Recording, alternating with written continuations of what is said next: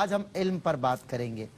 آج ہم علم کی اہمیت پر، فضیلت پر علماء کرام سے قرآن و سنت کی روشنی میں جانیں گے کہ اللہ رب العزت اور اس کے رسول نے علم سے اور علم والوں سے کیا خطاب کیا، ان کو کیا عزت اور کیا وقار بخشا۔ مفتی محمد سہیل رضا امجدی صاحب سے حسب روایت آغاز ہوتا ہے۔ مفتی صاحب، علم کی فضیلت اور اہمیت پہ آپ روشنی ڈالیے پلیز۔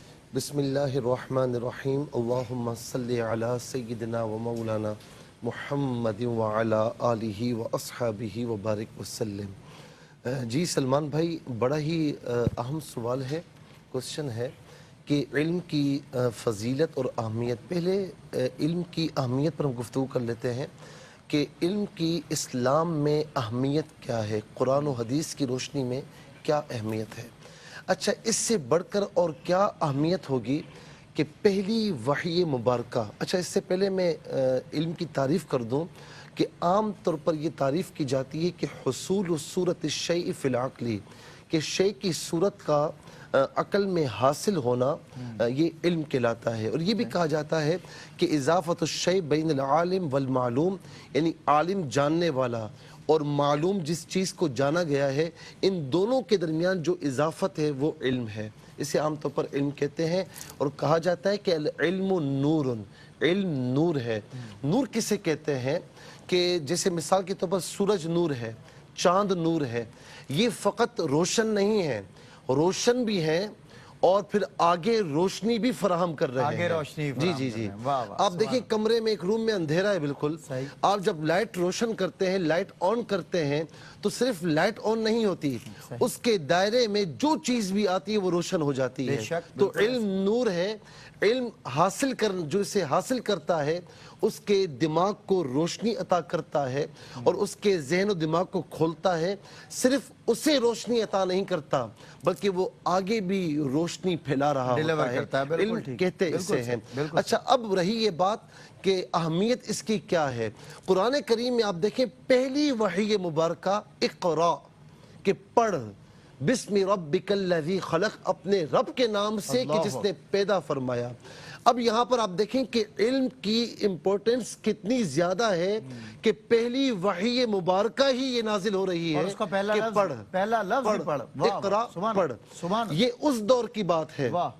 یہ جو آج کہتے ہیں نا کہ یہ علم ہم نے پھیلایا، یہ علم کے بانی ہم ہیں اور علم کے موجد ہم ہیں، تو یاد رکھیں کہ یہ اس دور کی بات ہے، دور جاہلیت کی، کہ مکہ مکرمہ میں کل 17 افراد لکھنا جانتے تھے۔ جس دور میں یہ اقرا کا نزول ہوا، اس دور کی بات ہے کہ جو دو سپر پاورز تھی نا، ایک طرف روم تھی جسے کیسر کہتے ہیں، دوسری طرف کسرا تھی جسے ہم ایران کہتے ہیں، کیسر و کسرا۔ تو ایک طرف کرسچینٹی تھی، یعنی کرسچنز تھے، ان کے یہاں یعنی علم حاصل کرنا جرم تھا۔ کوئی اگر علم حاصل کرتا تو اس سے سخت سزا دیتے۔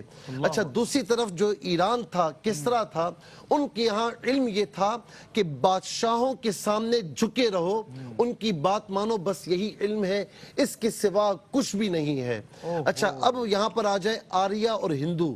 ان میں جو شودر ہیں، نچلی ذات کے ہیں، ان کے کانوں میں اگر وید کے الفاظ پہنچ جاتے جانے انجانے میں، تو یہ کانوں میں پگھلایا ہوا سیسا جو ہے وہ ڈال دیا کرتے۔ یہ تھا علم کا حال۔ یہ اس دور میں اللہ رب العالمین نے وحی نازل فرمائی کہ اقرا، پڑھتا کیوں نہیں ہے، یہ تعلیم سب کچھ ہے۔ پھر ہم قرآن کو دیکھتے ہیں، وَعَلَّمَ آدَمَ الْأَسْمَاءَ كُلَّهَا ثُمَّ عَرَضَهُمْ عَلَى الْمَلَائِكَةِ، اور آدم علیہ السلام کو اللہ تبارک و تعالی نے، رب نے وہ چیزیں سکھائیں جو کسی اور کو نہیں سکھائیں، یعنی فرشتوں کو نہیں سکھائیں، یعنی تمام کے تمام اسماء کا علوم عطا فرمائے اور پھر فرشتوں کے سامنے پیش کیا۔ فرشتے جو چیز نہ بتا سکے، آدم علیہ السلام نے اس علم کا اظہار فرمایا، اور اللہ تبارک و تعالی نے آپ کو فضیلت تمام فرشتوں پر عطا فرمائی، تمام فرشتوں کے مسجود ملائکہ بنے۔ تو علم کی بات ہے کہ هل يستوي الذين يعلمون والذين لا يعلمون، اے محبوبہ فرمائیے کیا علم والے جو بے علم میں برابر ہیں؟ هل يستوي الاعمى والبصير، کیا جو اندھے ہیں اور اکھیارے ہیں برابر ہو سکتے ہیں؟ جس طرح یہ برابر نہیں ہو سکتے، تو علم والا اور جاہل برابر نہیں ہو سکتے. میرے نبی علیہ الصلوۃ والسلام نے فرمایا کہ فضل العالمی علی العابدی کا فضلی علی ادناکم. فرمایا کہ عالم کی فضیلت عابد پر ایسی ہے جیسے میری فضیلت تمہارے ادنا پر ہے. اللہ اکبر. اتنا بڑا مرتبہ عالم کا ہے اور علم کا ہے. اللہ اکبر.